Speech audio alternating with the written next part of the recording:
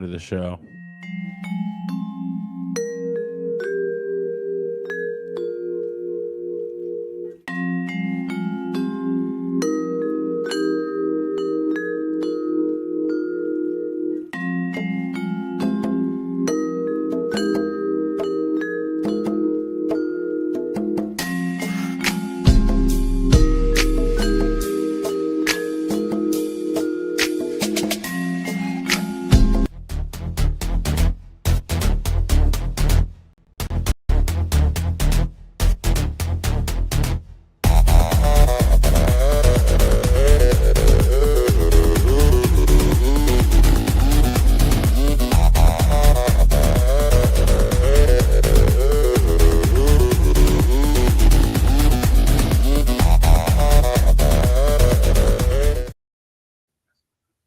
Hello, everybody. Welcome to another KMU Live podcast. I'm your host, Ricky Strabreggi, and we're bringing it back a familiar face from a few years ago, Janine Radke. How you doing, Janine? I'm doing great. I'm excited to be here tonight. This show is near and dear to my heart, and so it's nice to be back on the air with you for a while. Yeah, it's been a while. I can't remember the last time we were on. It's been that long. 4 years, I think. Oh wow. Okay. Well, it's good to have you back. So yeah, Derek's hiding backstage tonight, guys. So he's not going to be on camera, but he's hiding backstage. So. All right. Let's see. Before we really get started on the flyers, I do want to talk about a couple things here. First and foremost, I got to start off with this one. I'm going to start off with a good first. And this happened last night. We rolled 95,000 followers last night. And I got to tell you, when I saw that, I was very surprised. I'm very happy, very honored, and very grateful to all you guys that have followed for so many years. It's been, I started this thing almost 13 years ago. The page, the podcast itself, it's been going probably 6 years. And I mean, just to know that the page has actually rolled over 95,000 followers just blows me away. And I just can't express enough gratitude to everybody for following us for as long as you guys have. And just, pray you guys keep on following because we're not done yet for sure. So very, very honored for that. Very grateful. Ricky, you've put your heart and soul into this mission that you've, dedicated yourself to for all of these years. And so the 95,000 viewers for you does not surprise me at all. And I just appreciate all the work that you've done in this area. And like you said, we're not done yet. Not done yet. Thank you. Appreciate that.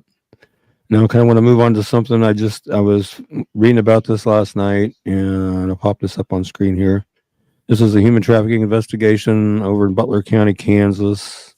March 21st and 22nd, 2025, Butler County Sheriff's Office, Homeland Security Investigations, Andover Police Department, El Dorado Police Department. They conducted a joint counter human trafficking operation to deter human trafficking and commercial sex crimes in Butler County here in Kansas. And investigators and officers worked with the ICT SOS, a local advocacy group providing support to survivors of trafficking.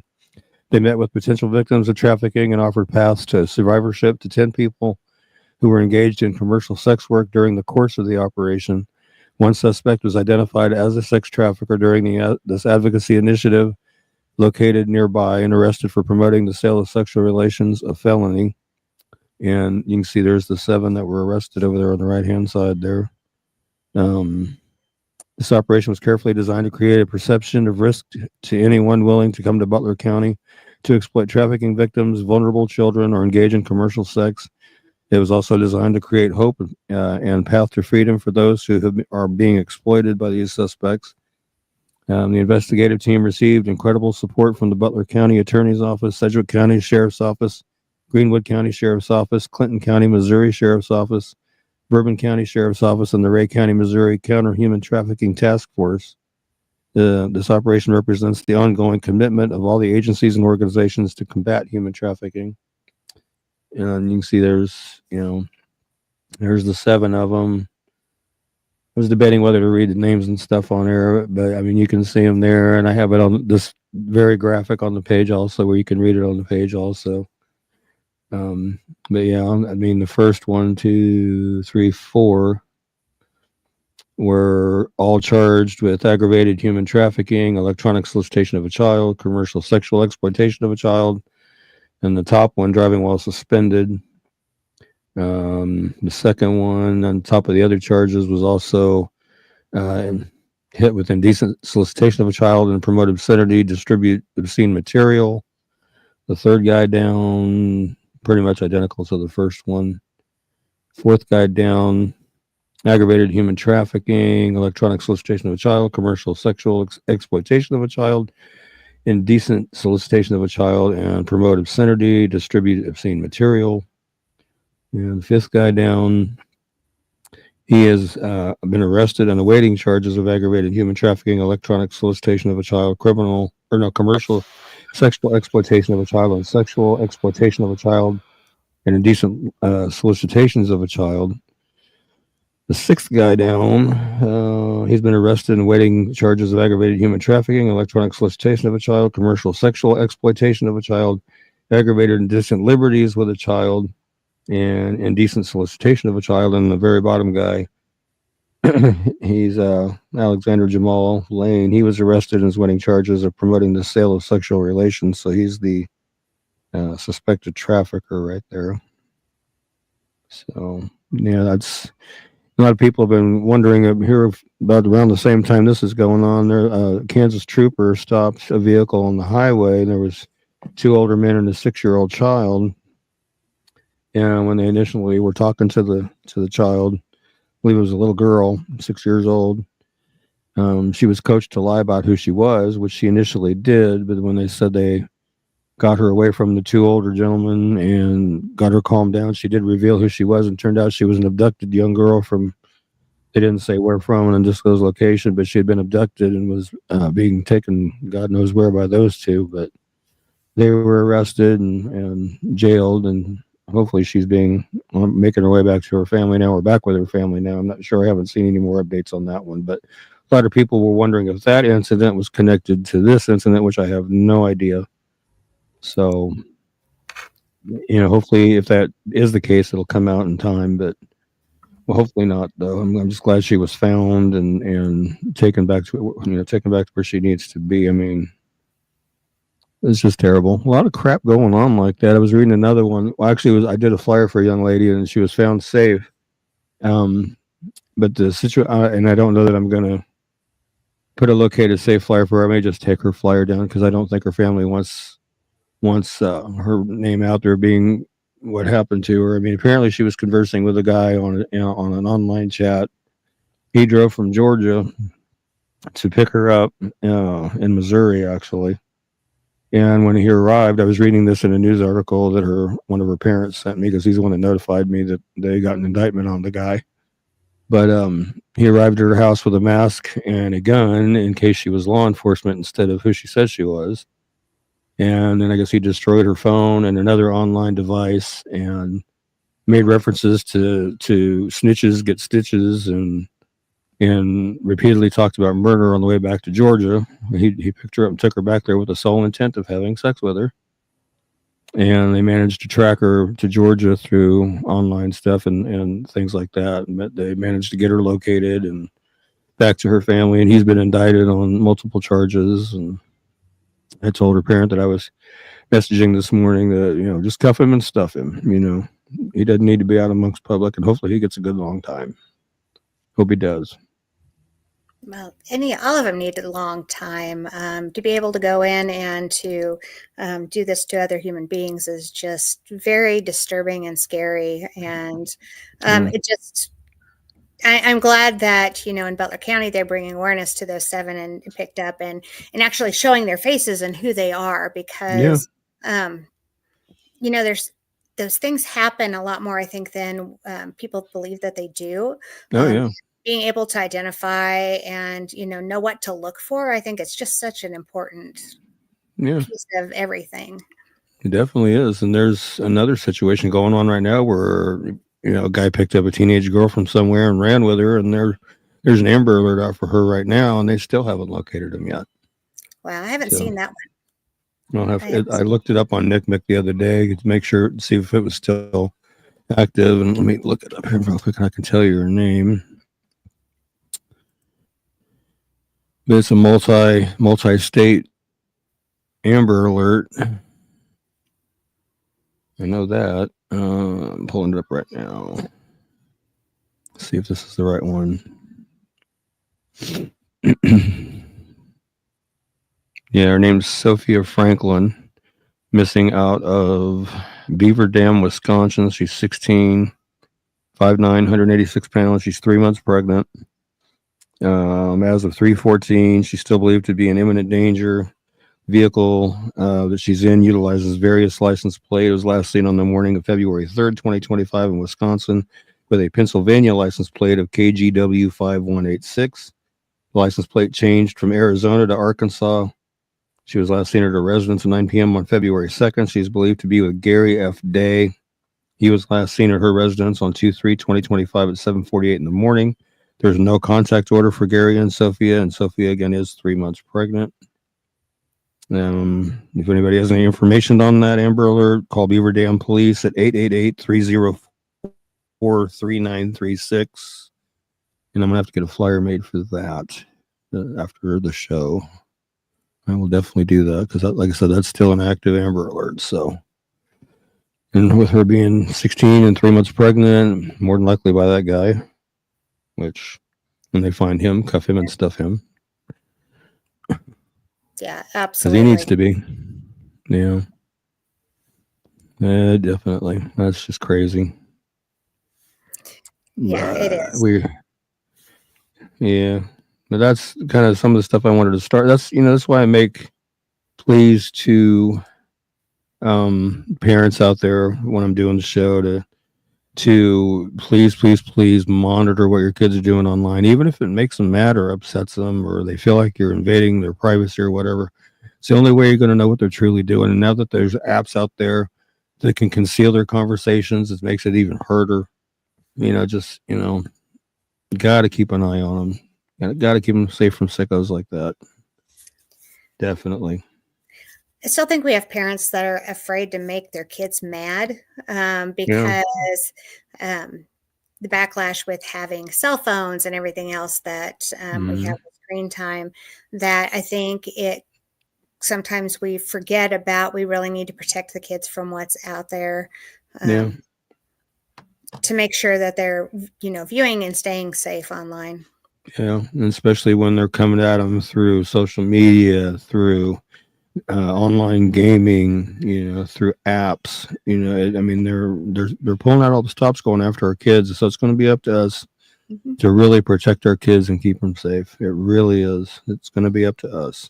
Yeah. Well, and educating parents on what to look for too, I think is just really important. Yeah. Yeah. Like I say, there's apps out there now that these kids are using to conceal their conversations that they don't want mom and dad to see. And it's important to know. I'm gonna have to look those up again and get the names of those apps because I had a list of them at one time. I found online. I'm gonna have to find them again. But yeah, there are, and they look just like seemingly harmless apps, but they're designed to conceal conversations. Like I say, I'm gonna go ahead and start your segment. But the apps that I've been seeing, obviously Snapchat, that's old, but there's an app called Telegram. There's an app called Signal. What's the one that there's like a messaging program on a computer. I can't think of the name of it. It's pretty old too. But if you see your kids on any of those, I would definitely get them off of there. That's just the area where they can be with grown-ups, and grown-ups that want to be on apps where children are sketchy in my book. Welcome back, Janine. You're watching KMU Podcast. We'll be right back after this with some cases. Part 1. Cold Cases, Stories Left Untold, Families Seeking Answers, and Justice Waiting in the Shadows. Together, we uncover the truth.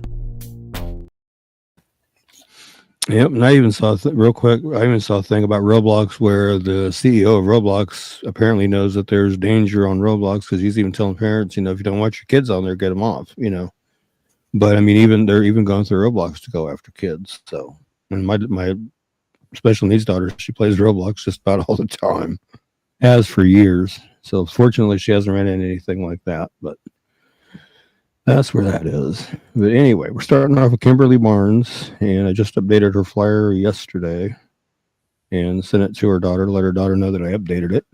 But she's missing from Hutchinson, Kansas since June 28th of last year. She was 57 when she was missing. She's now 58. She's 5'8", 210 pounds, blonde and gray hair and brown eyes. Kimberly is bipolar and schizophrenic and has been without her medication. She also does suffer from substance abuse issues, and she is not stable to be out on her own, and she does not have any money with her. So again, she was 57 when she was missing. She's now 58. She is 5'8", weighs 210 pounds, has blonde and gray hair and brown eyes. She does wear eyeglasses occasionally.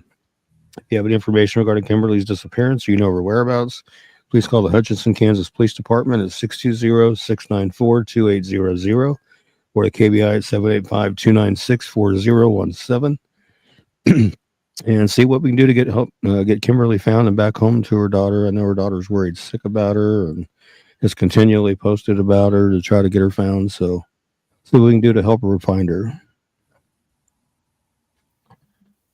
That app I couldn't think of is Discord, and that's like a pretty popular app. A lot of people use it, and it's probably 99% not weird. But the reason I'm not on Discord is because one of the persons that first people asked me if I had one was my buddy's 10-year-old son. He's like, "Hey, what's your Discord? Can I get on that?" And I was like, "We're buddies, but I don't need to talk to you in private. Tell your dad if you need to." But yeah, so Discord again, all of those, they are what you make them, but it is a place where kids, as it's old enough to type, can talk to any age of a person. Yep, for sure. My older daughter, again, she uses Discord too, so I gotta watch her like a hawk, let me tell you. This is Adam Joseph Herman. This has been a pretty high-profile case over the last several years. Missing from Towanda, Kansas since July 1st, 1999. It was 11 when he went missing. He would now be 37. When he went missing, he was 4'4", 67 pounds, blonde hair, blue eyes. He went missing sometime during the late spring or summer of 1999, around July 1st. He lived in the Pine Ridge Mobile Home Park with his adoptive parents, Douglas Herman and Valerie Herman, and his two younger siblings. The Herman stated that Adam had run away during the first week of May after Valerie Herman had disciplined him. They said they were afraid to report him missing because they thought they might get into trouble with the authorities. They continued to collect adoption subsidy payments for Adam until his 18th birthday. Adam's disappearance wasn't revealed to police until 2008 when his adopted sister contacted them after she tried to locate him through the Kansas Department of Social and Rehabilitation Services, which was known then as SRS. Now it's known as DCF. She believed that he lived with the Hermans until he turned 18, something his sister knew was not true. Hermans were charged with felony theft for accepting subsidy payments and claiming Adam on their tax returns, but they've never been charged with Adam's disappearance. Police searched the current residence and mobile home where they lived in 1999. No human remains were found, but authorities said they discovered the answer to one of the questions they had, but they declined to elaborate on what it was they found. Investigators have been unable to find any evidence that Adam is still alive, and his case does remain unsolved. His birth name was Irvin Sylvester Groninger III, which I've just found that recently. He wears eyeglasses with gold wire frames. He has a birthmark on his back at the waistline about 1/4 inch by 1/2 inch in size. Has numerous scars on his abdomen and a 3/4 inch scar on the inside of his left thigh. If you have any information regarding Adam's disappearance, you know of his whereabouts, please call the Wichita, Kansas Police Department at 316-268-4220 or the Butler County Sheriff's Department at 316-320-1294 or 866-484-5924 or the KBI at 785-296-4017 and see if we can't get some answers in Adam Herman's case, because they really do need to get him found. This has been such a long and old case. It would just really be nice to have some answers to see, what's happened. There's got to be answers somewhere. Somebody knows something and they just haven't. Hopefully they come forward. Yeah, and that's the most recent age progression on the far right-hand side there. So Ricky, I was going to ask you, do you know, like with AI, anybody that's smart can probably make age progression picks these days. Do you know who Probably. like the official age progression people were before AI? Like, because it seems like it's only like one. They only come out for certain cases. Yeah, National Center for Missing and Exploited Children has been the one that's been primarily doing the age progressions. So I don't. And there was another guy that started doing them recently on his own. I can't remember his name, but I follow him on Facebook. Matter of fact, they used his Miss Molly one for Miss Molly's before she was identified. So, but yeah. And this is one I just ran into on the Doe Network, which I had not heard of before. Oh, and real quick, I was going to mention too, we were covering that Mary Bell Henley that was missing since 1951. They just recently closed her case. Her family had been doing some digging and researching, and they found that apparently she had changed her name and moved to Florida, but they had found enough information in the death certificates and whatnot to say that with 99% certainty that woman was indeed Mary Bell Henley. Her case has been closed as located. She passed away in 2008 of natural causes. Or not 2008, 2004. Excuse me, 2004 of natural causes at the age of 78. Excuse me. But yeah, so that case has been closed as a located. So I'm glad they did that. Yeah. Did they ever release any information on why she left and changed her name? No, they never did. I mean, she lived in Tennessee with her mom and her kids, and she left her kids there and relocated to Wichita to be with the guy, and then lost touch with her after that in 1951. So apparently she moved to Florida in 1953. So interesting. She'd been living there all these years. Yeah. Just makes me wonder, what happened that she had, decided to do that. I know everybody that, people that have done that have their reasons for doing it. But yeah, I just always kind of wonder about those cases, kind of see why or what happened to make them make that decision. Cause that's a pretty significant decision to make. It is, especially when it comes to leaving your kids behind and stuff like that. So, I mean, it's glad that her family has the answers they were looking for as far as where she's at and what happened to her, but we'll probably never know why she did what she did. That's the bad part. So, but this is Julia Arlene Stoddard. She's missing from Delavan, Kansas since December 27th, 1983. Was 74 when she went missing. She would now be 115. So 5'3", 85 pounds, gray or partially gray hair and brown eyes. She was last seen by a neighbor driving by her home. Julia was attempting to shovel her pickup out of the driveway, which was covered in 1 to 2 feet of snow. 4 days later, after noticing her truck hadn't moved and no sign of her, the neighbor notified the Morris County Sheriff's Office. On December 31st, 1983, officers performed a well visit to Julia's home, but found no sign of Julia or her purse. Her snow shovel was found in the bed of her truck, and the key was found in the ignition. Police speculated after being unable to dig her truck out of the snow that she had left on foot to walk the 3 miles into town to buy dog food, fell into a snow ditch, and died from exposure. When her cane was discovered leaning against the truck's left fender, it was theorized that she may have been given a ride, although leaving without her cane would have been out of character. A house key that Julia usually wore pinned to her coat was found on the dirt road right behind the truck. The key was attached to a safety pin, and on the pin's other side was a shred of red cloth. Her shotgun was also found missing. Foul play is suspected in her disappearance. Julia typically wore men's gray work pants, flannel shirts, and sneakers. She typically wore a straw hat, and in the winter months, she wore a scarf around her neck and a big, heavy coat. She does wear eyeglasses and again walks with a cane, which was left behind.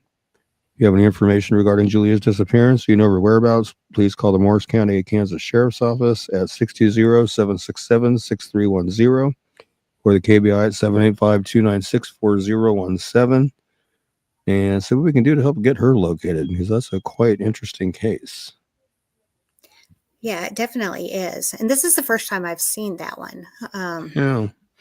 Me too. And when I like I said, I ran across it on the Doe Network website when I was looking at on the Mary Bell Henley, because somebody messaged me and said, hey, they saw it on there that it had been resolved, and I was like, oh, really? So I had to do some digging to find out, and then I ran across her in the process. I thought, well, you know what? I'll do a flyer for her too. Yeah, it'd be interesting to have some answers on that one too. Yeah. And this is one that's been Originally, when they put this up, they only put the picture up on the right, and they just added the one on the left, like yesterday, I believe it was. And this is Wanda Dyer, missing from Lawrence, Kansas, since March 21st, 2025. 74 years old, 5'2", 117 pounds, black and gray hair and brown eyes. Last seen leaving her home on foot near 5th Street and California Street in Lawrence. And she's 74, 5'2", 117 pounds, black and gray hair, brown eyes. She was believed to be wearing a black jacket with a black fur collar and possibly carrying a black backpack and floral. God, I can't talk. In a floral patterned bag. When she is out, she generally wears a blue surgical mask. If you have any information regarding Wanda's disappearance, you know her whereabouts, please call the Lawrence, Kansas Police Department dispatch at 785-843-0250 or the KBI at 785-296-4017. And see if we can't get Wanda located and back to where she needs to be. I was going to look real quick on Lawrence's Facebook and see if there was any updates real fast here. My phone would quit having a fit. I saw this one the other day, initially when it came out, and this one just really tugs on my heart, especially with the weather that we've had, and alternating back from hot to cold, and never knowing what that's going to be with her age, and she's found. No updates as of yet. So hopefully, we can help get her located. If anybody's seen her or know where she may have went, or any ideas of where she may have went, call that in. Like I've said in the past, and I'm going to probably say a few more times during this show, no tip is too small. No tip is too small at all. Call it in. Well, you never know. Something that may trigger a memory, or you think about that you think is just insignificant, can lead to being able to find one of these individuals that are missing. And right, just don't second guess yourself. Like Ricky said, call it in. Right. Yep. No Virginia, tip. Your husband used to be in law enforcement. I think a lot of people don't realize too is a lot of times the police have everything they need except for that tiny piece, and that tiny piece could solve all this other crap they have on their desk that they don't understand yet. Right. Yeah, you just never know. It could be anything, and like you said, that's just the tip that they need to be able to figure out what's actually going on and where somebody is, and it could be the difference between life and death for an individual. So yeah. I did revive some of the older cases yesterday too. I ended up staying home from work yesterday because of my daughter and her reaction issues to whatever. I ended up staying home to be with her just to make sure she was all right. So while I was doing that, I was doing this. This is Brandon Shane Smith, missing from Greenwood County, Kansas. It's August 6th, 2022. He was 36 when he was missing. He's now 39, 5'11", 240 pounds, brown hair, blue eyes. He did not renew his CDL when it expired on his birthday in October of 22, which is very unlike him.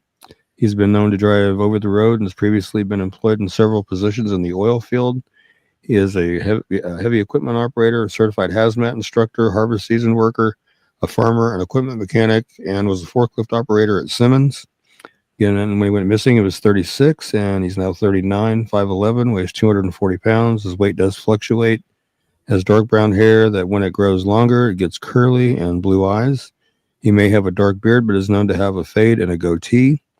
He wears a hat and airy-out boots everywhere he goes and only has half a foot on the left side due to an oil rig accident in 2012.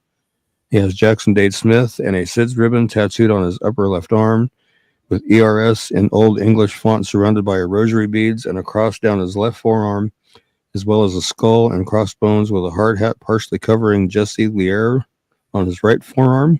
If you have any information regarding Brandon's disappearance, his whereabouts, please call the Elk County, Kansas Sheriff's Office at 620-374-2108 or the Greenwood County Sheriff's Office at 620-583-5568 or the KBI at 785-296-4017. And see what we can do to help get Brandon home and back to where he needs to be. Because here's another one, sneaking up on the 3-year mark pretty soon. Want to get him found and brought home.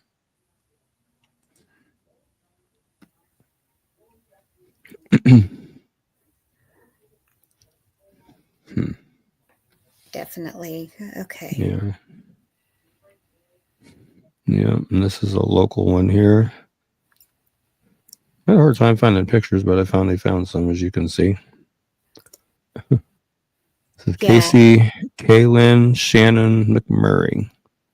Yeah, missing from Aaron Salina since January 1st, 2025. 35 years old, 5'2", 136 pounds, brown hair, hazel eyes. She may wear eyeglasses, as you can see there. And interesting about the photos is the one in the middle was from July. Was it June or July of 2024? The two other ones were from 5 months before that. Wow. Yeah, 5 months before that. That's kind of crazy. Yes, that's a radical difference in, Yeah. structure. Yeah. And reading the comments on her flyer after I posted it, there's some that are alluding to some substance abuse issues and that kind of thing, which stands to reason. I mean, that would explain a lot, but not sure.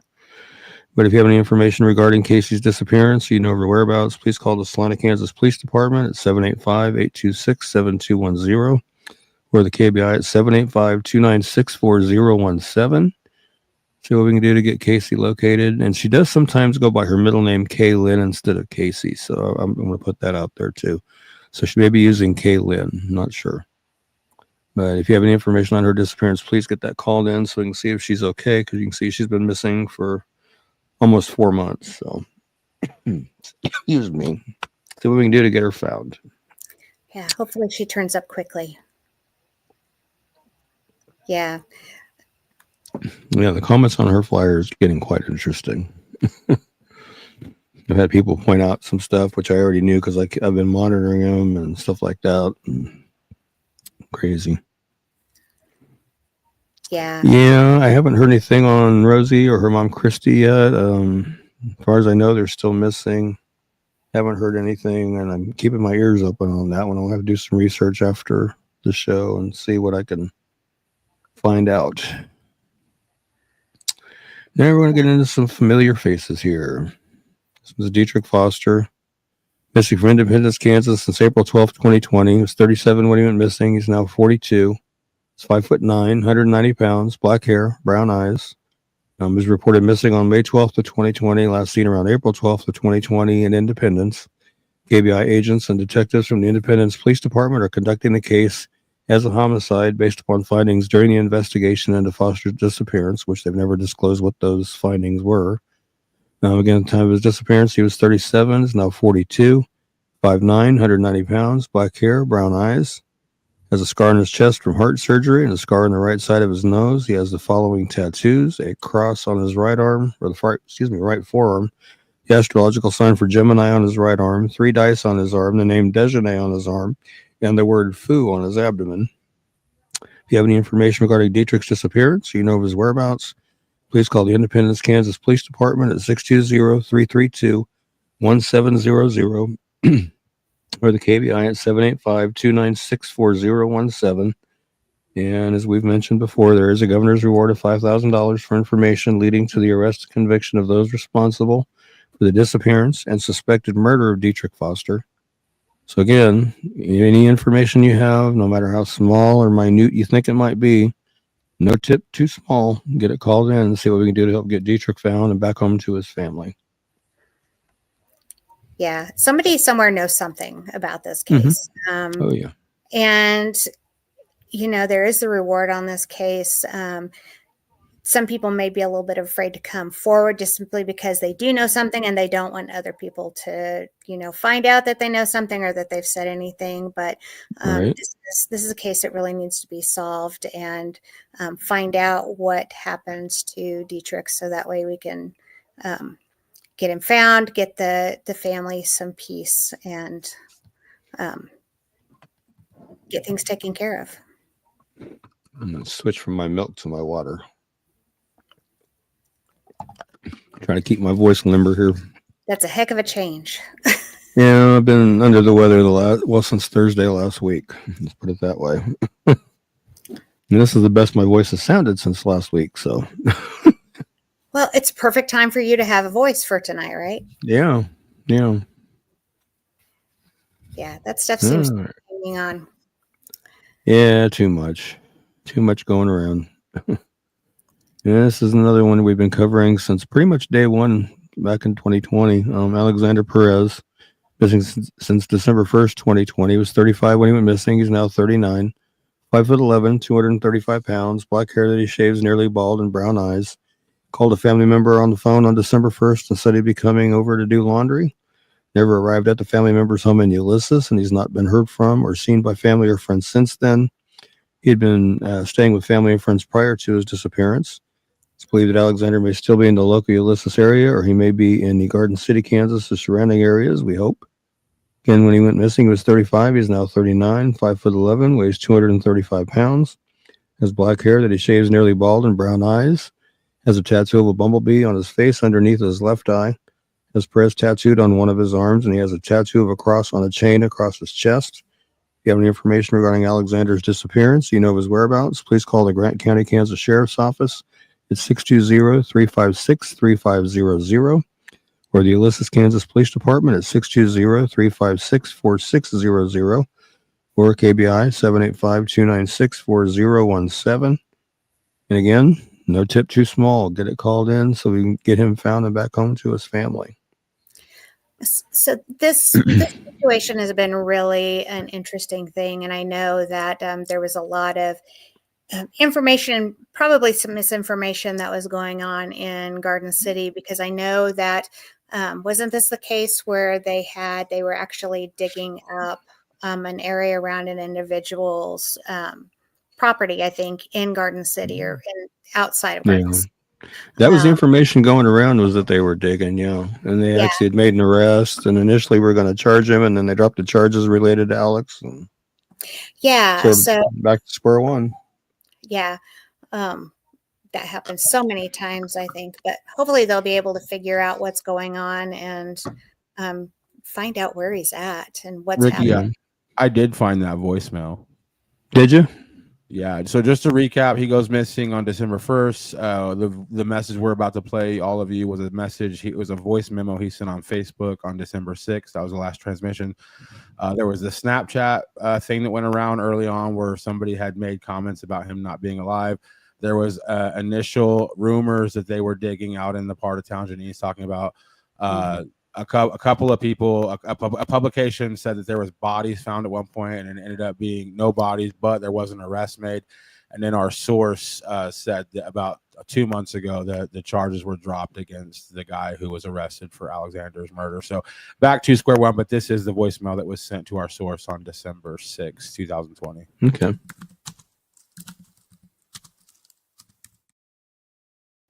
I don't know, man. I'm supposed to be going back early morning to go get some shit and then go get some other stuff down there and bring it back down here, but I don't even know, man. It's been wild down here. It's been crazy. Fucking been held at gunpoint and robbed and tried to beat me up. It's a bunch of crazy shit going on in GC, man.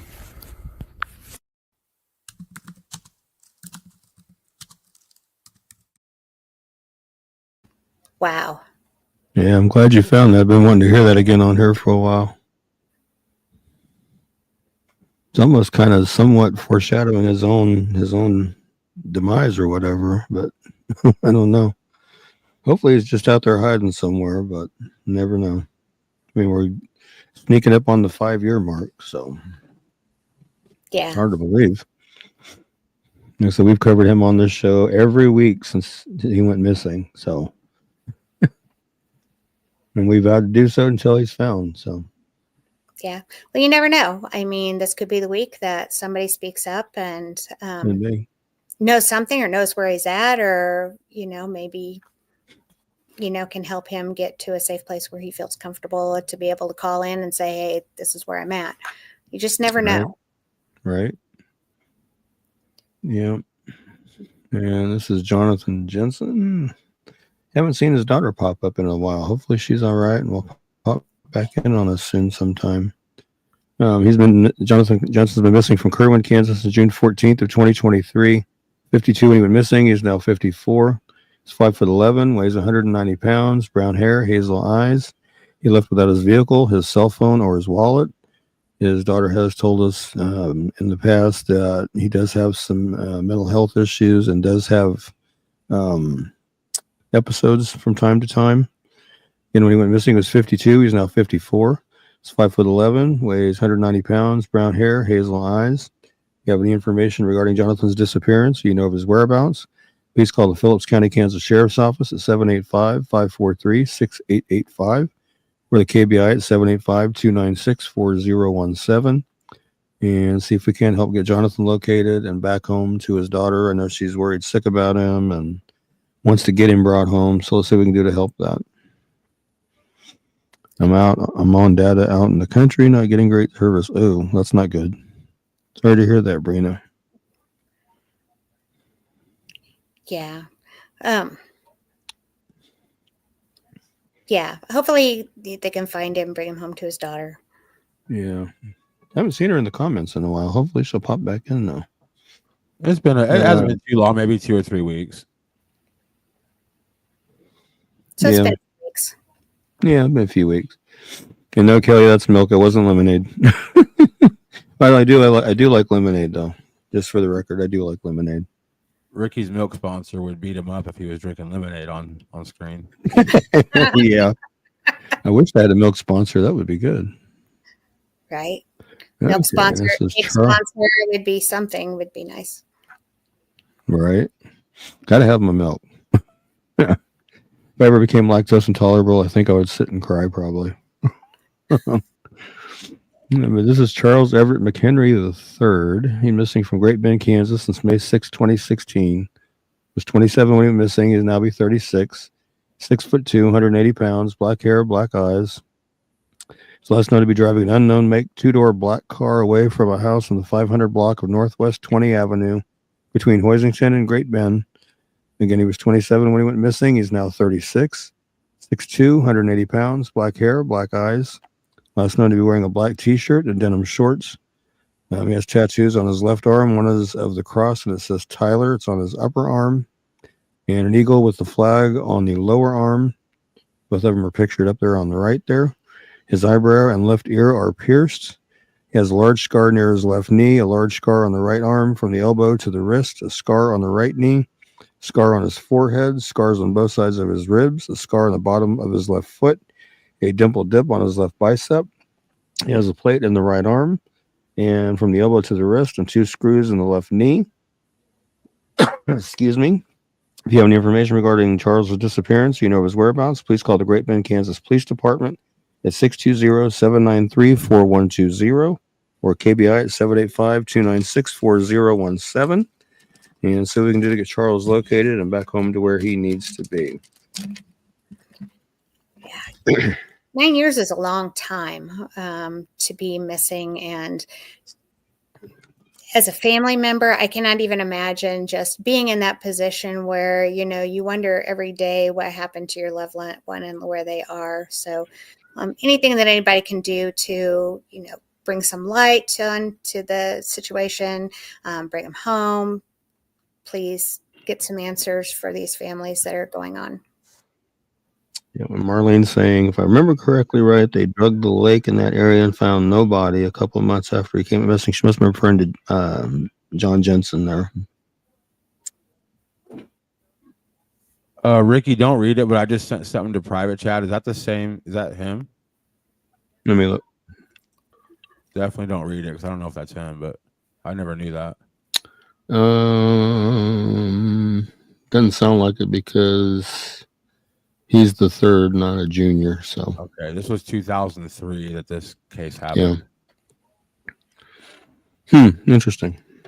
It is interesting. Yeah. Okay. You're referring to Jonathan Jensen. Trying this. Doggone it. Don't tell me when I would start having coughing fits now. Not the right time for that. Hey, this is Megan Renee Fogelsong. Sorry. Missing from Alden, Kansas since December 2015. She was 21 when she went missing. She'd now be 31. 5'4", 150 pounds, sandy blonde hair and green eyes. Her last activity was November 30th, 2015 on Facebook. There was an unconfirmed sighting around Christmas time 2015, which apparently a friend of hers is who saw her and got confused on the time of the year that it was. It was actually around Thanksgiving at Guy's Liquor Store in Larned. Again, when she went missing, she was 21. She'd now be 31. 5'4", weighs around 150 pounds. Her weight does fluctuate. She has sandy blonde hair that she does dye occasionally, and she has green eyes. She wears glasses but does have contact lenses. She has a tattoo on her left hip of a flower design, which is pictured up there on the far right. She also has a tattoo on her left wrist of a heart design. It says thick, thin, and also says the infinity through it. Tattoo on her upper chest, which also looks like an infinity design. That's the second photo from the right there. She also has a tattoo on her outer left calf of a dream catcher, which I've never been able to get my hands on. If you have any information regarding Megan's disappearance, you know her whereabouts, please call the Rice County, Kansas Sheriff's Department, 620-257-7876 or 620-257-2363, or the KBI at 785-296-4017. And I apologize profusely for my health issues. I do apologize. But let's see what we can do to get Megan found and back home. I know Ashley Dupp, the former co-host, she's been trying to get her located too, and I haven't talked to her in a long time, so I don't know what kind of headway she's making on that, but I'd like to find out and see what kind of headway she's making. When we started the show, 145 missing children and 361 adults in the state of Kansas. In the last 46 minutes, we have had one child found. Oh, wow. I wonder who it was. And yeah, I did see an article about that. Somebody sent me a link to an article regarding Michael Fowler. I'm going to look at that after the show, too, and see if I can't get a flyer made for him as well, if I can quit coughing long enough. It's about ready to drive me nuts. It's kind of that miserable feeling when you've got that coughing piece and then your throat feels kind of weird, and yeah, you get that point. And that's what it's doing, is I'm getting that tickle in the back of my throat, and it's like, stop it. Go away. I've got a cough drop in my mouth now, trying to see if I can't calm that down. So we'll see if that helps. Okay. What? There we go. Can you see the flyers well enough to maybe read one or two of them there? I sure can. Okay, I'll let you do this one. Okay, this one is Lance Nolan Morin. He went missing from Olathe, Kansas on June 24th and 23. He was 32 at the time he disappeared, and now he would be 34. He's 5'9", weighs 140 pounds with brown hair and brown eyes. He was last seen on foot in the Kansas City, Missouri area. He has ties to Jackson County, Missouri, Whitley County, Indiana, Grand Forks County, North Dakota, Blue Earth County, Minnesota, and is it Nanopen? I need to get my eyes adjusted. County, Minnesota. At the end of his disappearance, Lance was 32 years old. He's now 34. Again, he's 5'9" and weighs approximately 140 pounds with brown hair and brown eyes. He has several tattoos, including a tattoo of trees on his neck, a feather on his left wrist, an arrow on his right wrist, and a crown with Ryan on his right arm, which is pictured below. The case was initially reported to the Olathe, Kansas Police Department and remains under investigation. If you do have any information on Lance's disappearance or you know of his whereabouts, please contact the Olathe, Kansas Police Department at 913-971-8363 or the TIPS hotline at 816-474-8477 or contact the KBI at 785-296-4017. Yeah, I just recently had an occasion to speak with his dad in Messenger, and his dad is really desperate to find him. He really is. And I also learned that Lance is actually Native American. His dad's Native American as well. And that's where the North Dakota connection comes in. Gotcha. That's where his dad lives. Yeah, that makes sense. Hopefully he Yeah. can get some answers and find his son. Like, as a parent, I cannot even imagine what the emotions are or what he can be experiencing, not knowing any answers about his son. Yeah. Yeah, that would be. I mean, my daughter, when she was a teenager, went missing for a short time, and it about drove me up the wall, Oh, not wow. knowing where she was. You want to go Yeah. ahead and do this? You want to go ahead and do this one too? Yeah, this is Jennifer Lee Wilson. She went missing from Derby, Kansas on September 1st, 2002. At the time of her disappearance, she was 29 years old, and now she would be 51. Her height is somewhere between 5'5" and 5'9". Her weight would be somewhere between 110 and 125 pounds. She has brown hair and blue eyes. She was last seen in Derby on September 1st in 2002. She lived in the vicinity of 143rd Street East and 63rd Street South. On the day of her disappearance, she had a fight with her roommate at Jezebel's, the club where she worked as an exotic dancer, and they continued to argue after they arrived home. Jennifer's roommate subsequently told Wilson's mother that after the argument, Jennifer became extremely upset and left the residence crying. All of her personal belongings, including her green-blue 1998 or 1999 Ford Probe, were left behind. She also left her dog, whom she usually took with her everywhere. After a year and a half of not hearing from Jennifer, the mother tried to find her roommate and learned that she had gotten a new job at another club and was using Jennifer's social security number. When Jennifer's mother learned about this, she reported her daughter missing. When police returned that Jennifer's roommate had told several different stories to people about her disappearance and indicated that she had moved to Kansas City, Missouri. She also told multiple stories about what happened to Jennifer's dog, a German Shepherd, which she didn't take with her, but which also disappeared sometime after that Jennifer did. Her roommate has not been named as a suspect in the cold case. However, Jennifer frequents bars and that cater to the alternative lifestyle. She had previously worked at retail jobs, but switched to dancing because it paid more, which most of the time it does. Authorities believe that she may have been the victim of a homicide. As you can see down in the corner as one of the playing cards that have been developed over time, and we're put out the a lot of times they circulated those in the jails to figure out, somebody that was on the inside that could be maybe give some ideas or had heard something or had seen something so that they could come forward and do that. If you have any information regarding Jennifer's disappearance or if you happen to know of her whereabouts, call the Sedgwick County, Kansas Sheriff's Department at 316-263 6011 or the KBI at 800-573-7483. And Derek, thank you for letting me know so I can see the full screen. These eyes are old. Okay.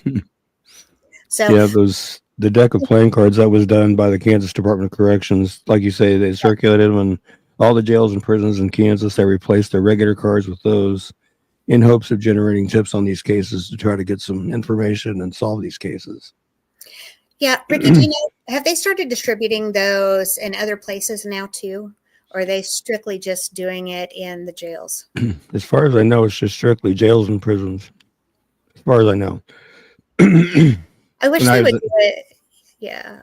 I do have a deck of them. They were sent to me because I was actually contacted and asked for case suggestions for the deck, as well as them also contacting sheriff's departments, police departments all around the state. So as a thank you, they sent me a couple of those decks. I gave one of them to my brother. That's awesome. Excuse me. I wish they would distribute them outside because you never know, I do too. Somebody playing cards or, doing something might see something and see a card that, they sparks a memory or things like that, they might be able to get some tips as well. And the thing if anybody in charge of that listens to this show, this is a novelty item that I would pay a bit for. Like if they were available in public, I could see myself paying like $35 because it's just, I think they're important, and Ricky was a part of it. I think a lot of people really want a deck of those cards for sure. Right. Yeah, Yeah, I would pay to have a deck of them too, because you just never know. I mean, right. Now you can go to the Kansas Department of Corrections website, and they have a PDF file of all the cards where you can look at all the cards. I mean, you could do it that way. Right now, that's, as far as I know, is the only publicly available way is that PDF file. Yeah. yeah, I love the idea. I think it's a great idea to have those, and Yeah. I'm sure it sparked quite a few tips. But yeah, it would be nice to be able to have them in other places as well, so that people could see them and get a little bit more wide spread attention with them as well.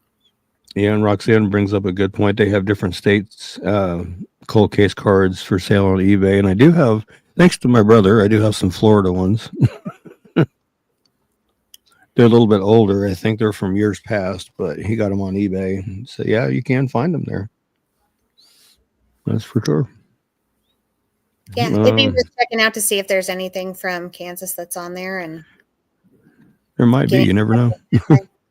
yeah, I think I'll check it out and find out. Okay. If you find any, let us know. Yeah, I That'd be will. cool. Like I said, Yeah. I have a deck here in my apartment, so I mean, which is pretty cool. I mean, it was neat. I mean, I was, honored that they asked me to be, a contributor. And if you look at they have a source list on their website of their sources for the cases, and they did put Kansas Missing and Unsolved as a source on there. So I was happy about that too. So Yeah, that's pretty cool. yeah. Man, let's see. This one here is Haley Davis. She's missing from Salina, Kansas since July 21st, 2023. 19 when she went missing. She's now 20. 5'6" to 5'7", weighs between 190 and 200 pounds. Her hair was last known to be dyed bleach blonde, and she has blue eyes. She left Salina, Kansas with a male acquaintance to go to Wichita, Kansas. She was last active on her social media and last heard from on July 21st. And she was 19 when she went missing. She's now 20. She's 5'6" to 5'7", weighs between 190 and 200 pounds. Her hair was last known to be dyed bleach blonde, and she has blue eyes. If you have any information regarding Haley's disappearance, or you know her whereabouts, please call the Salina, Kansas Police Department at 785-826-7210, or call Crime Stoppers at 785-825-8477, or text SA Tips to Crimes 274-637, or go to www.pd.salina.org and follow the Crime Stoppers link to submit a tip that way. Or call the Wichita, Kansas Police Department at 316-268-4181, or 316-268-4407, or 316-263-6011, or KBI at 785-296-4017, and see what we can do to get Haley located and back home to her family. I've talked about it before, but I did go to a vigil that her family held in Sunset Park here in town last August. And, I talked with her brother, I talked with her aunt, I saw her little boy. There was a lot of tears shed that day and a lot of memories shared, and they just really want to get Haley home. So let's see what we can do to help that out. Yeah, and I would take a close look at the pictures for Haley on this flyer, because she does look very different with having her glasses on, to where she doesn't have them on at all, and her hair a different color. So Yeah. really take a look and see, so that way you can kind of have that in your mind when you're looking, and you might see her, and she does have change her looks with the hair and the glasses. So Right. I'm talking to her brother. He's, I'm not going to get into the rumors that he's heard, but he's gotten information from the streets, because he said he used to be a street person for a time, but a lot of the information that he has gotten has not been very good. But like I said, I'm not going to go into that because I don't deal in rumors or speculations or anything like that. But I just really want to see her found and brought home. And hello, Daily Missing Persons Report. How you doing? yeah. So this one is Catherine Adam. Yeah, go ahead. Do you want me to go ahead? Okay. This one's Adam. She's from Salina, Kansas, missing since April 29th of 1993. So this has been a long running case. At the time of her disappearance, she was 35. Now she's 66. She is 5'4", weighs 120 pounds with brown hair and brown eyes. At the top on the right, you can see you can see Catherine's van that she had.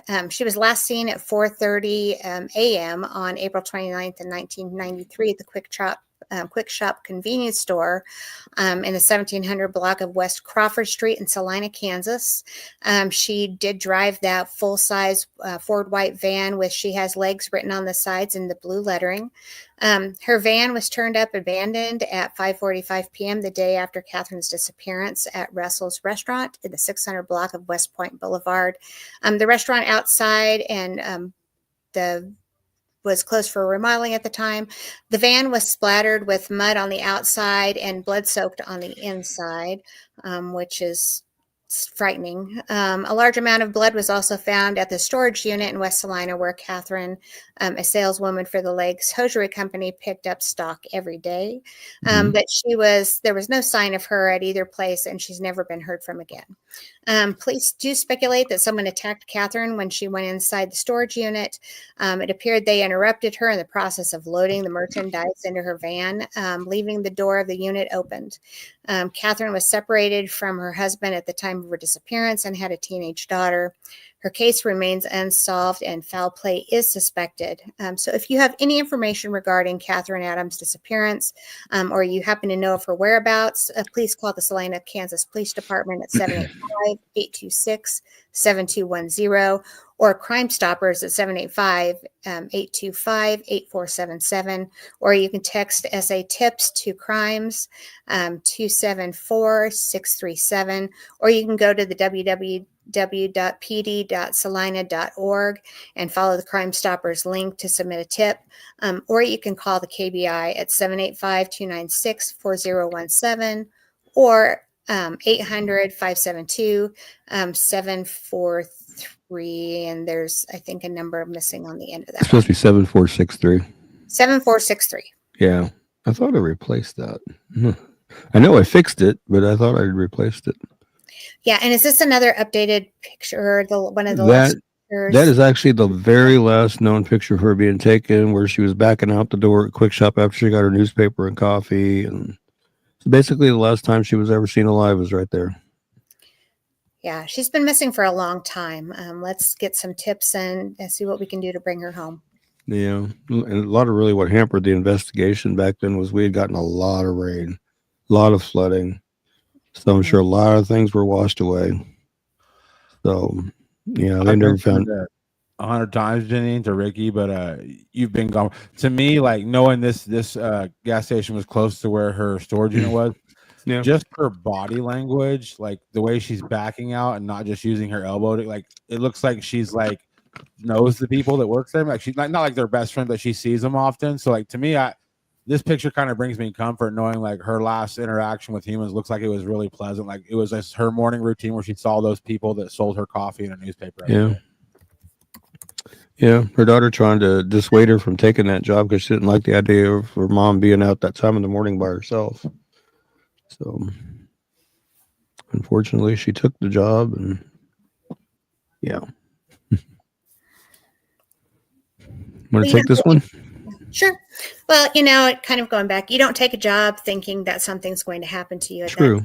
the morning. I mean, it could happen at any time, but it's scary. Mm-hmm. So, this flyer is of Alex Michael LaRussa.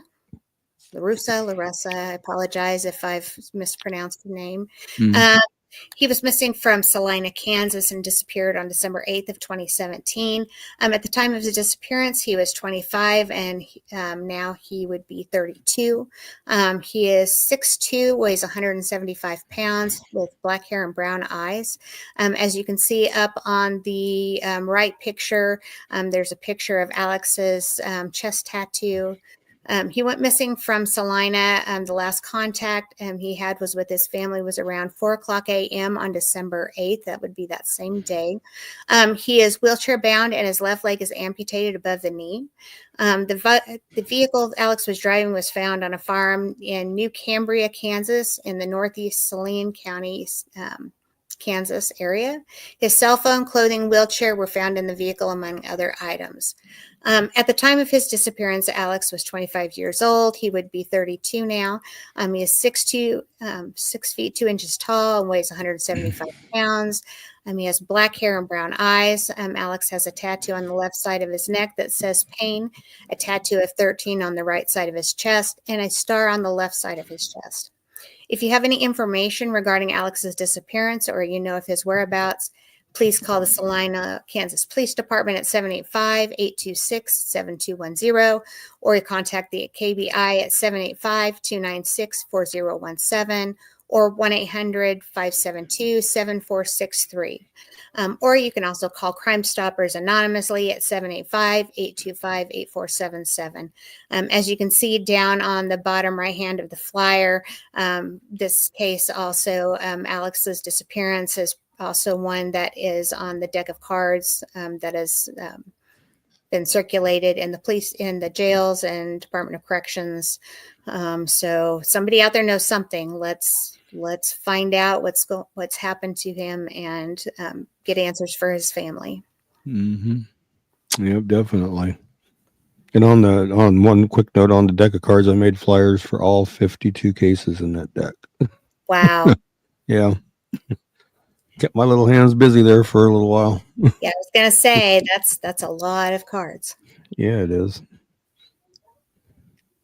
Yeah, and this one, I live like about 2.5 blocks away from where this happened at the time that it did happen, and I don't remember anybody ever talking about it back then. Of course, I was just barely in high school then, so.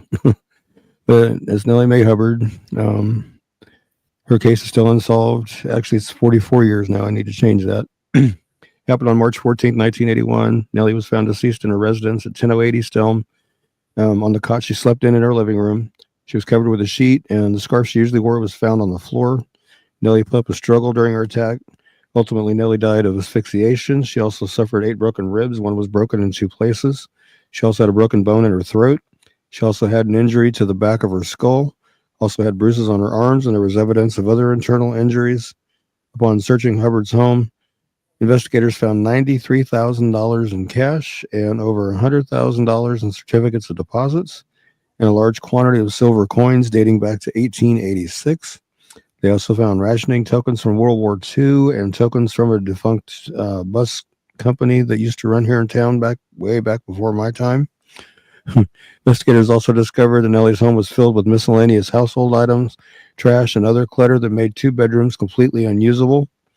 They said one bed was so piled high full of stuff that it kind of folded up into almost like a taco shell. It was so full of stuff.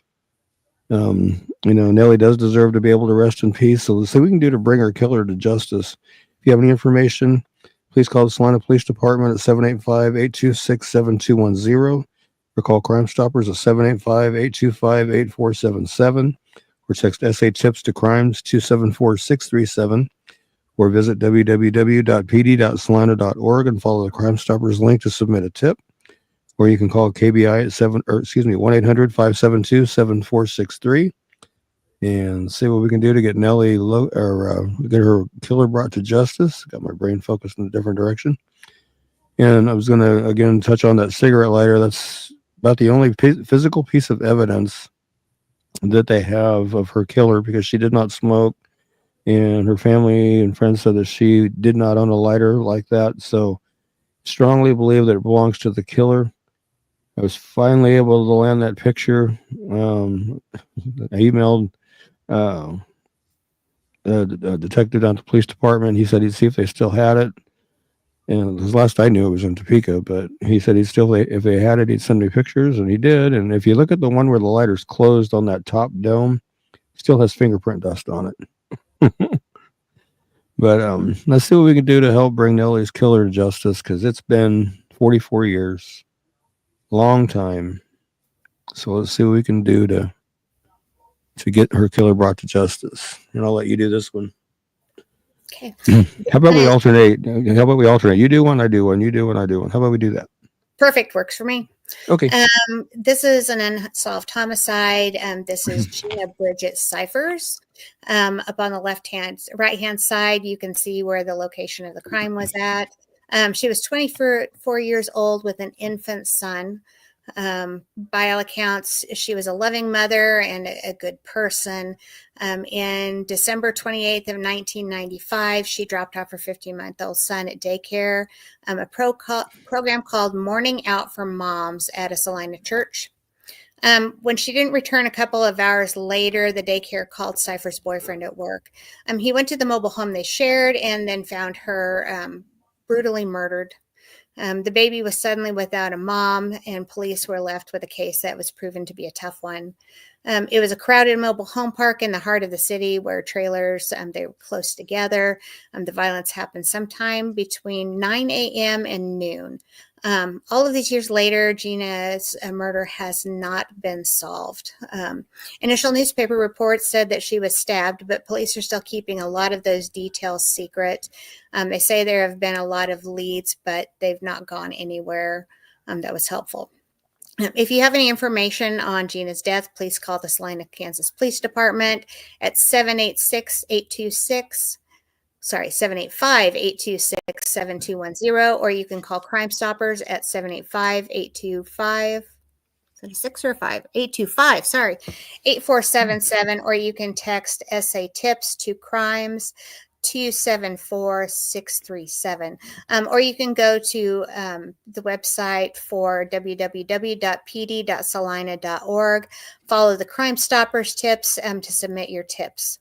You may receive a cash reward of up to $1,000, and you are not required to give your name or call the KBI. Or you can call the KBI at 800-572-7463. I think a lot of people think that when you call in a tip, you have to give your name and your identity for things. You don't have to. You can call in tips anonymously, and departments will follow those. There's a government reward for $5,000. That's available for this. And then once again, on the bottom, as you can see, this is one of the cases that has been put in the deck of cards that's been distributed to jails and Department of Corrections. Yeah, on that card, if you look at it, it alludes to the fact that she was, let me pull it up here on my computer, I can read it better because I can't read it. It's so small on the screen there for me. It says that she was stabbed, strangled, and possibly sexually assaulted. That's what it says on there. Gina's murder happened in December 28th, 1996. I want to say, let me look at her flyer again here. 1996. Yeah, December 28th, 1995. So that's been quite a while. It's been so long that the trailer court that she lived in is a big, giant, empty lot. There's no trailers on that lot anymore. Wow.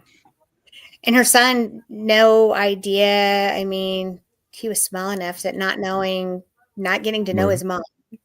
Yeah. Yeah. And this one is another unsolved murder. She used to live in Salina, but she does not anymore, or didn't, and at the time she was murdered anyway. Nicole Horde, she was 16. Last seen by her parents in Salina, Kansas in August of 2007. On October 18, 2008, two deer hunters discovered skeletal remains in a wooded area near the Republic River in Cloud County, Kansas, about a mile and a half northwest of Concordia. The area is just west of U.S. Highway 81. In late October 2008, the Cloud County Sheriff's Office announced that dental records were used to identify the remains as those of Nicole Horde. Sheriff's Office has never divulged any further details, such as the suspected manner of death, time of death, whether any weapons were found near their body, or how or if the remains were clothed. Despite this, Nicole's death is being investigated as a homicide. Nicole had been a student at Salina Central High School. She withdrew from the school in February 2007. Her friends say shortly after that, Nicole moved to Concordia to live with a boyfriend. She did not maintain a close relationship with her family, but did occasionally communicate with friends online after she moved. According to a 2008 media report, Nicole's parents did not report her missing because police were already looking for her. A warrant for Nicole's arrest had been issued in May 2007. After she failed to appear for the third of 15 consecutive weekends, she'd been ordered to spend in Saline County Juvenile Detention Center. She was ordered to serve the time after pleading guilty to a disorderly conduct charge. After spending her second weekend locked up, Nicole told her parents that she couldn't stand it anymore, and according to her mother, she bolted and ran away. They last saw her in August of 2007. Pardon me. On November 3rd, 2010, agents with the KBI, along with Cloud County Sheriff's deputies and Concordia police officers, began searching a mobile home and property owned by Concordia resident Chuck Robbins at 443 East 1st in a neighborhood a few hundred yards east of the U.S. Highway 81 overpass in North Concordia. Robbins gave authorities permission to search the property, including the mobile home, which he converted into a storage building. Cloud County attorney said the property was being searched in relation to Nicole's murder, but they would not say specifically why the property was being searched, only that there's obviously going to be something there that they were looking for. 10 days later, on November 13, 2010, a search dog from Wichita that specialized in searching for signs of human blood, decomposition, and bones made indications or hits on the property. Cloud County attorney would not comment on what exactly was found, only saying that may add another piece to the investigation. Sorry. You want me to go ahead? If you have any information regarding Nicole's death, call the Cloud County, Kansas Sheriff's Office at 785-243-3636, or you can contact the KBI at 800-572-7463 or 785-296-8200. All right, we got 4 fires left. We'll be right back after this. You're watching Kansas Missing and Unsolved podcast. Part 2. Endangered Runaways, Young Lives at Risk, Stories that Demand Attention, and a Race Against Time. Together we can make a difference.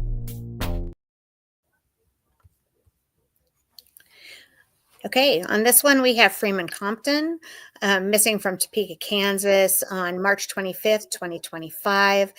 Very recent this week. At the age of 15, he's 5'7", weighs between 150 and 164 pounds. He has blonde hair and green hazel eyes.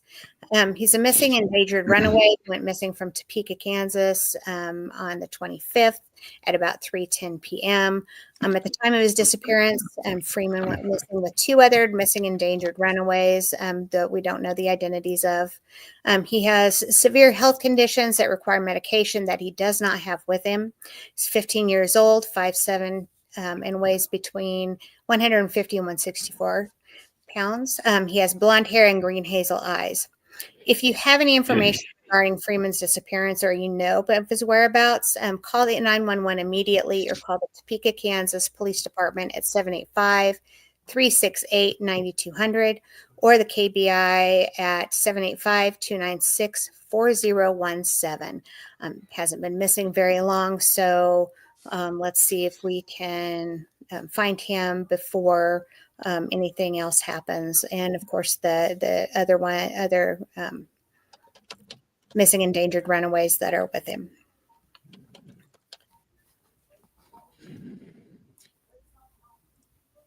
All right. This one is Kevin Cadena. Figure out where I have him here. Missing from Kansas City, Kansas since March 19th, 2025. He's 15, 5'6" to 5'7", 130 pounds, black hair, brown eyes. Tends to frequent Central Avenue area between 7th and 13th Streets in Kansas City. Again, he's 15, 5'6" to 5'7", weighs 130 pounds, black hair, brown eyes. He has a tattoo of the name Esmeralda on his inner forearm. He was wearing all black clothing with teal-colored Nike Dunk shoes at the time of his disappearance. If you have any information regarding Kevin's disappearance, you know of his whereabouts, please call the Kansas City, Kansas Police Department at 913-596-3000 or KBI at 785-296-4017 and see what we can do to get him located and back to where he needs to be. Yeah. Again, he hasn't been gone very long, but long enough. Let's find out where he's at and bring him home. Okay, this one is Bonita, aka Jaden Elaine Wallace, missing from Kansas City, Kansas, since October 11th, 2022. At the time of her disappearance, she was 15 and is now 17. 5'5", 130 pounds. Her hair is brown, dyed black and red, and she has brown eyes. She's missing in danger runaway, who again went missing from Kansas City, Kansas on October 11th, 2022. It is believed that Bonita may still be in the Kansas City, Wyandotte County, Kansas area. At the time of her disappearance, she was 15 years old. She is now 17. 5 foot 5 inches tall and weighs 130 pounds. At the time of her disappearance, her brown hair was dyed black and red. The red had faded and the underside of her hair was shaved. And she has brown eyes. She has a small tattoo of 2 small black triangles on her upper right arm. You can see the picture of that down at the bottom, and a birthmark on the back of her right leg. She was last seen wearing a pink and blue hoodie and blue jeans. If you have any information regarding Bonita's disappearance, or you happen to know of her whereabouts, you can call the Kansas City, Kansas Police Department at 913-596-3000, or you can contact the KBI at 785-296-4017. Yep. I just recently obtained that photo of her tattoo. I reached out to her. I stumbled onto her dad's Facebook purely by accident one night.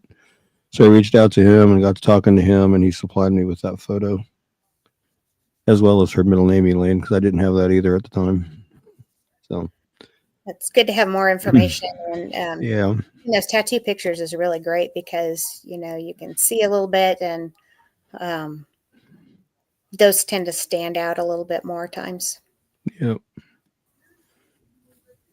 All right. And this is Ollie George Horneagle.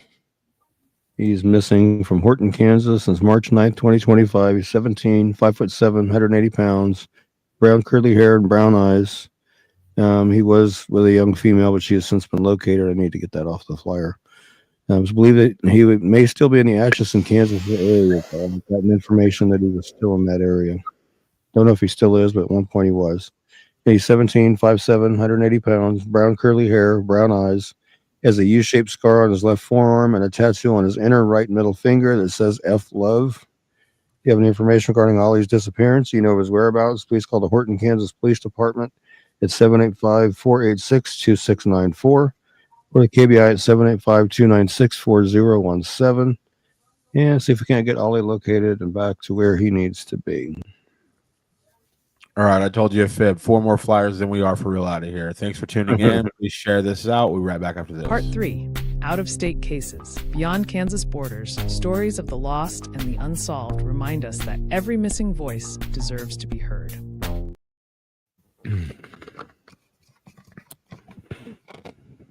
Take it away. Hey, this is Mariah Lee Cockshell. She's missing from Gladstone, Missouri. Has been missing since March 21st, 2025. She is 26 years old, 5 foot 1 inches, 150 pounds, with black hair and hazel eyes. Her last known location was in the area of 54th and Prospect around 2:00 a.m. on March 22nd. She was reported missing on March 24th of 2024. Should be 2025. My bad. I just wanted to make sure I was tracking with it. So since 2025, so this year, hey, those things happen. She's 26-year-old, 5 feet 1 inch tall, and weighs 150 pounds. Black hair and hazel eyes.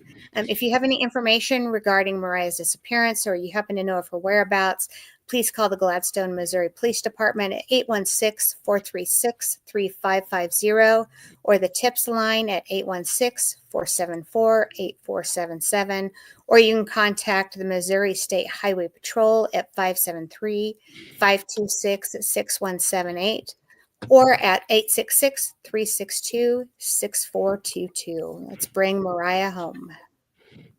Yeah, definitely do that. Yeah, this is T. Montez Hurt. Got him back in the lineup today. And where did I? Whoops. Did not want that one. There he is. Okay, he's missing from Lee Summit, Missouri since February 1st, 2024. 19 years old when he went missing. He's now 20, 6'1", 160 pounds, black hair, brown eyes. T. Montez, who's originally from Tennessee, had a mental breakdown on January 31st, 2024 in Kansas City around 3:45 in the morning. He went to St. Luke's Hospital located in the Plaza area for treatment.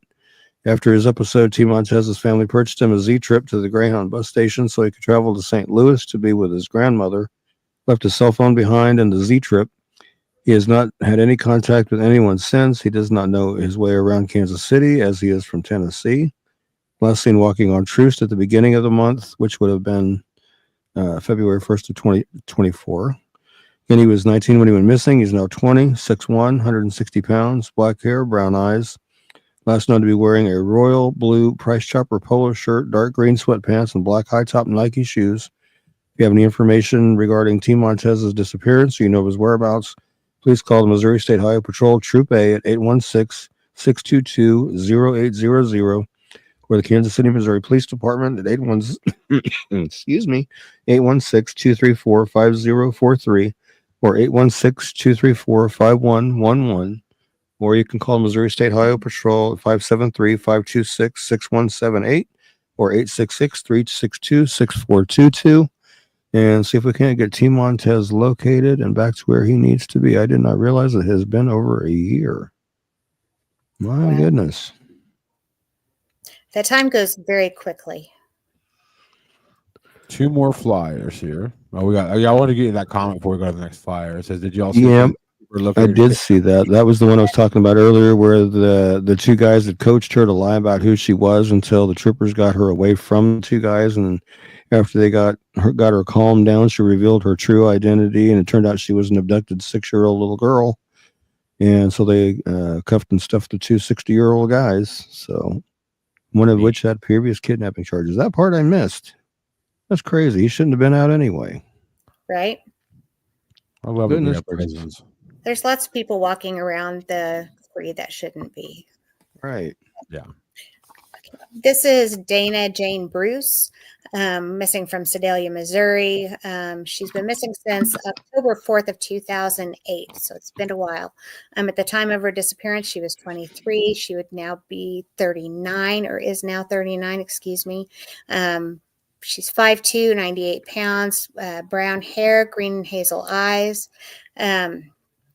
She went missing from Sedalia, Missouri on October 4th, 2008. She was last seen at her children's babysitter's home in Sedalia. She had left the children there earlier that day so she could go out for the evening. She returned at midnight and gave the babysitter more money and then asked her to watch the children for the rest of the night. She was seen at the Malone's Bar on Main Street and with a young man driving a late model red Ford F-150 truck earlier in the night of her disappearance. She left with the man at 11:30 p.m. Police have identified the man Dana was with on the night she vanished. He traveled to Atlanta, Georgia after her disappearance, and police questioned him about Bruce after he was arrested there on unrelated charges of marijuana possession and driving on a suspended license. The authorities haven't named him publicly, but they are calling him a person of interest in her case. He told his questioners that he and Dana parted ways after they left the bar, but he never saw her after that. She left all her belongings behind, including her hairbrush and toothbrush, and she doesn't have any credit cards, debit cards, a checking account, a cellular phone, or a car.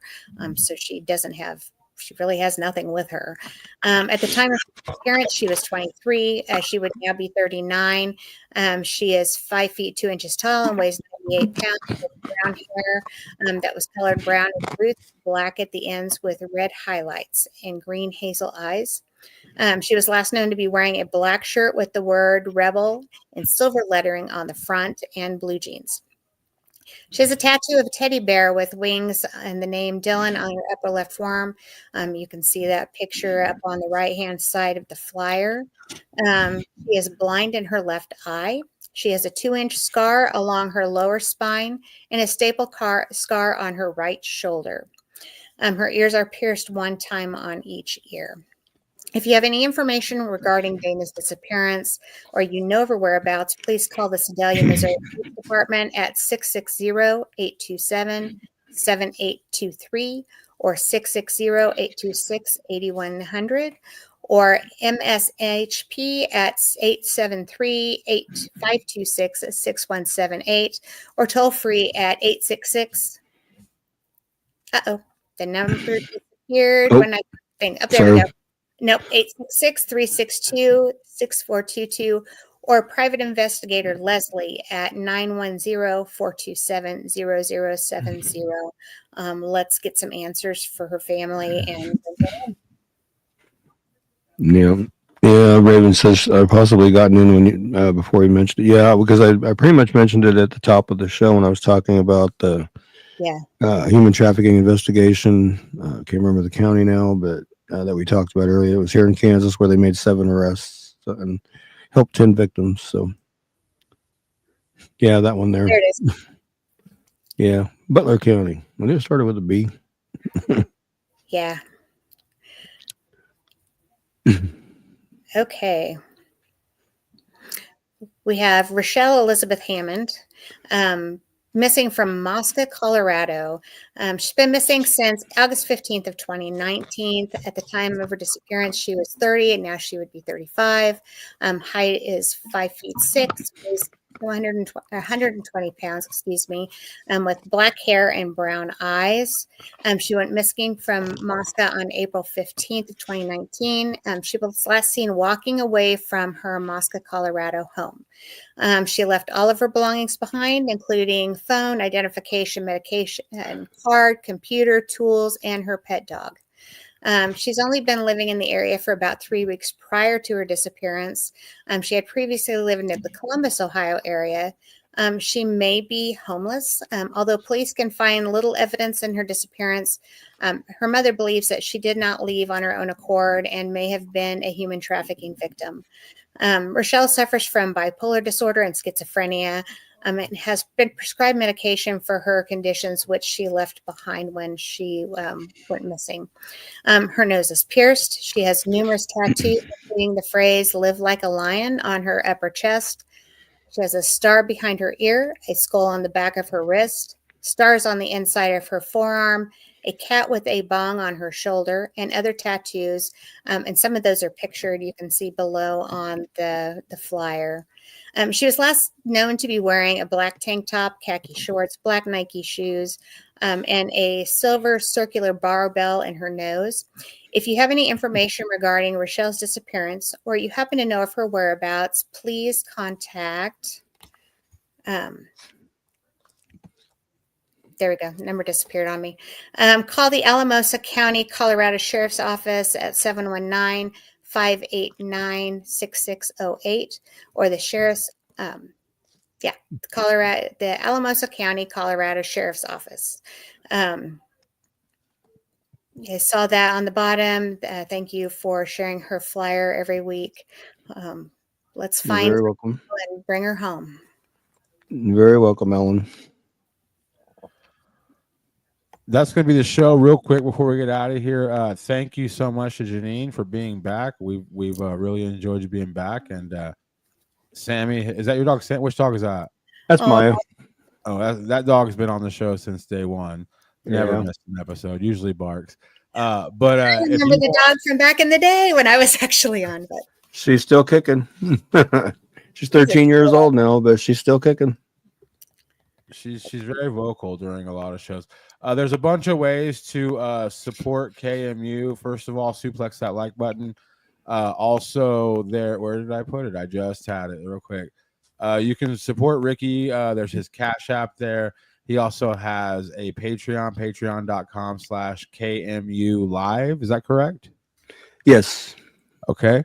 Awesome. And then also, if you're watching on my YouTube page, we do have a merch store. All merch that is KMU merch, all the proceeds will go to Ricky and his cause. So you can click down there and shop. But yeah, we've had a great show tonight. Anything you guys want to say before we get out of here? We do have some comments here. I just want to throw in, thank you so much for letting me be part of the show tonight. I've really enjoyed it. I've missed doing this, and just appreciate the opportunity to be back. Yeah, I'm glad to have you back. My daughter's over here talking to me about her throat hurting. So, Oh, bless her heart. I hope she feels better. We're so yeah, excited. the young girl that was missing from Ellsworth was located safely.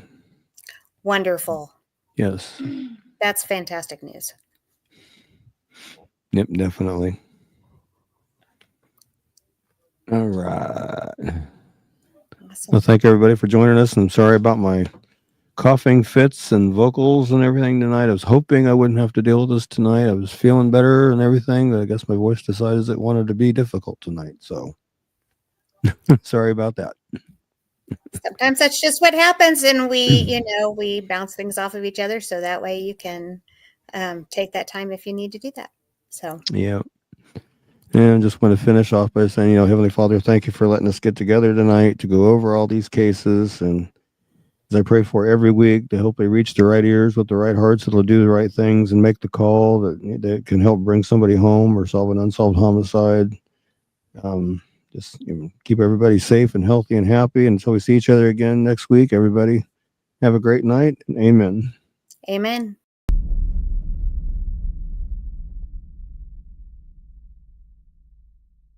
Kmu Media.